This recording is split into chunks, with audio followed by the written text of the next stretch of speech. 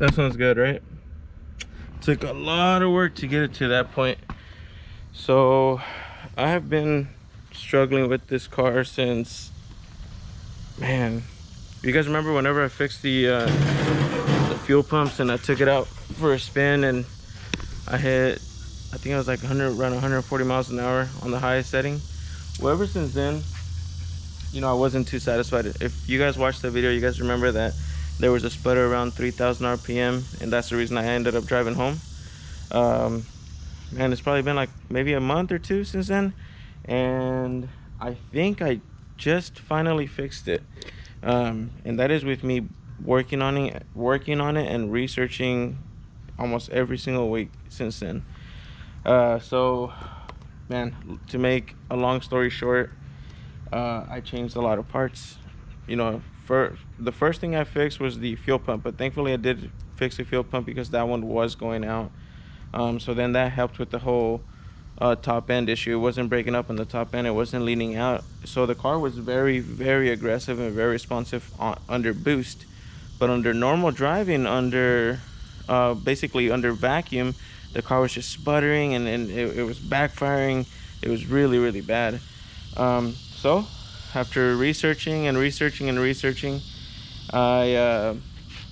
changed a few things. So I put a brand new alternator because I thought maybe since this car has a fast XFI standalone system, it, whenever the alternator starts to go out, it throws out like an interference that interferes with the cam sensor. The cam sensor is right here, so the alternator goes bad, it throws out a signal and it interferes with the cam signal. So once the cam signal starts to get messed up, it restarts the firing order and then it causes like a sputtering.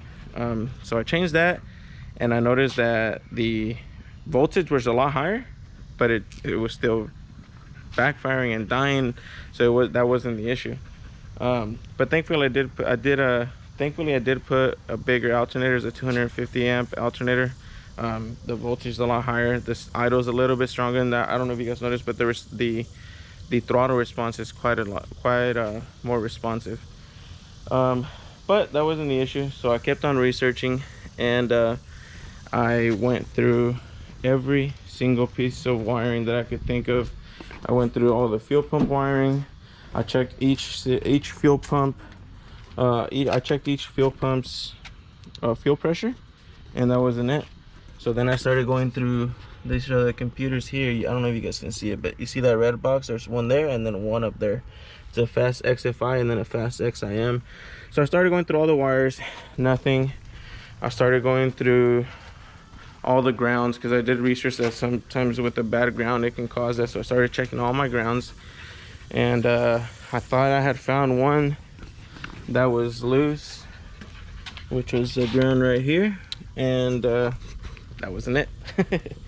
So then I started messing with the tune. Maybe I thought it was tune related, and I eventually just ended up making it a lot worse.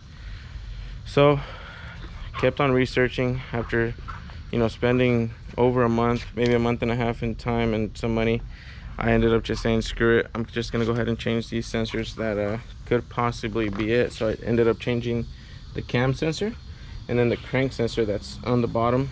I changed the cam sensor, I turned on the car, it was still doing the same thing. So I was like, damn it, man. I was like, you know, what are the chances that it's just gonna be that one last sensor? And honestly, about an hour ago I was already thinking this is not gonna work. I don't know what I'm gonna do.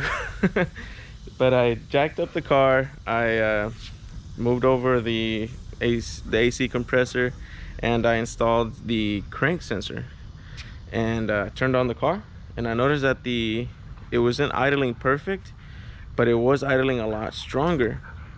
And then I remembered, since I had messed with the tune before, I had left the throttle body open. So your TPS, which is your throttle positioning sensor, works on volts, and I had left it on 1.16 volts, which is pretty, it's, you know, it's considerably open for a new TPS sensor. Oh yeah, and I also changed the TPS sensor. Damn it. So then I started to close the throttle body a little bit, and I noticed that the idle was getting better, the air fuel ratios were getting a little bit better, so I kept closing it, and I got it down to 1.06, which is right where it should be for a new sensor. And well, I think that's it. The car got up to operating temp.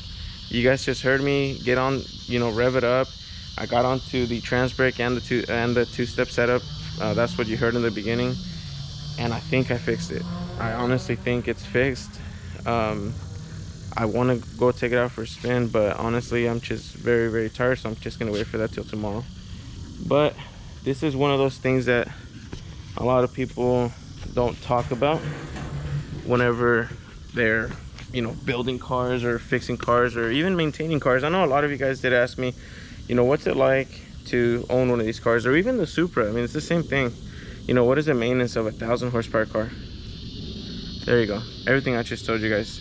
The simplest issue will make you want to pull your hair out, especially whenever it's something so expensive and you just can't keep on driving the car like that. On a daily driver, you probably would have noticed a sputter like that, but on something like this, man, it was bad. I couldn't drive out of my driveway gate before the car was dying. I mean, it was just turning off.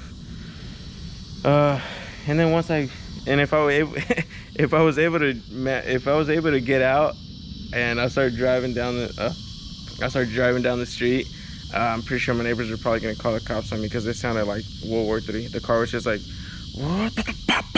I mean, it was bad. I mean, like really loud. And I mean, as y'all know, the car doesn't have an exhaust, so the back tires are coming right out the front bumper. But yeah. you guys sure you want to own a race car, or, you know, a built fast car? Yeah. Anyways, you guys, I just want to make this video so I can, you know, give you guys a little bit more of the reality behind owning these types of cars. The Supras are the same thing. It doesn't matter what it is. Once you start to push the limits and you're trying to go 800, 900, 1,000 horsepower, things become very sensitive. Sensors, the car relies on everything to perform well, and I mean, things fail, man. It's just part of the game. You can't get mad. I mean, it's easy to get mad, and it's easy to get very frustrated, but it's just part of it. Sorry. You're fine, baby.